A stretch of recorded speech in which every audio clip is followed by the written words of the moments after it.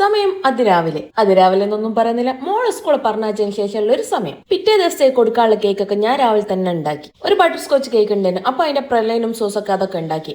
രാവിലെ തന്നെ കേക്ക് ഉണ്ടാക്കാനുള്ള മെയിൻ കാരണം എന്താന്ന് വെച്ചാല് ഇന്ന് എനിക്ക് എന്റെ പഴയ ഒരു ഗ്യാങ് ആയിട്ട് ഒരു മീറ്റപ്പ്. തലേ ദിവസം രാത്രി അനു വിളിച്ചിട്ട് എന്നോട് പറഞ്ഞു, ഫോസി നാളേക്ക് ഒരു കേക്ക് വേണം, കൂടെ ഇഞ്ഞും വേണം. അപ്പൊ ഞാളെ കൂട്ടത്തിൽ പുതുതായിട്ട് ഹൗസ് വാമിംഗ് കഴിഞ്ഞിട്ടുള്ള നാഫിന്റെ വീട്ടിലേക്കായിരുന്നു ഞങ്ങൾ പോയത്. ഞങ്ങളൊക്കെ ഒന്നിച്ച് പഠിച്ചതാന്ന് വെച്ചാല് അല്ല, ഇവരൊക്കെ BA ഇംഗ്ലീഷും ഞാൻ BCom ആയിരുന്നു. ഞങ്ങളങ്ങനെ ഫ്രണ്ട്സ് ആയെന്ന് വെച്ചാൽ ലഞ്ച് ബ്രേക്കിന് കത്തിയടിച്ച് ഫ്രണ്ട്സ് ആയെന്ന് വേണമെങ്കിൽ പറയാം. എല്ലാ ദിവസവും ലഞ്ച് ബ്രേക്കിന് ഞാൻ ഇവരുടെ ക്ലാസ്സിൽ പോയി. കാരണം എന്റെ 2-3 ബെസ്റ്റ് ഫ്രണ്ട്സ് ഇവരെ ക്ലാസ്സിലുണ്ട്. അങ്ങനെ പതിയെ അത്യാവശ്യം ഞാൻ സംസാരിക്കുന്ന കൂട്ടത്തിലാണ്. അപ്പൊ ഞാൻ അങ്ങനെ ഏകദേശം എല്ലാവരുമായിട്ടും നല്ല കമ്പനി.